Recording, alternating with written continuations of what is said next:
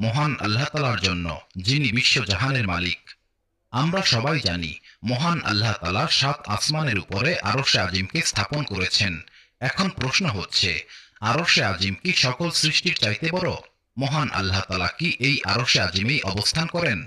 মহান আল্লাহ তাআলা দেখতে কেমন? আরশে আজিমকে নিয়ে বিভিন্ন মতবাদ এবং রেওয়ায়েত পাওয়া যায়। এই সব মতবাদ এবং রেওয়ায়েতে আরশে আজিম সম্পর্কে কি বলা হয়েছে? এই সমস্ত প্রশ্নের উত্তর আমরা পবিত্র কোরআন এবং হাদিসের আলোকে জানার চেষ্টা করব। মূল কাহিনী শুরু করার আগে ভিডিওটি লাইক করে চ্যানেলটি সাবস্ক্রাইব করুন। এই ভিডিও সম্পর্কে আপনার যে কোনো মতামত কমেন্ট করে জানাতে ভুলবেন না। চলুন শুরু করা যাক।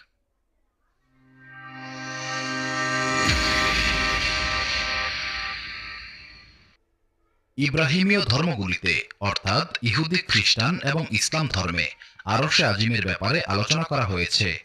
ইব্রাহিমী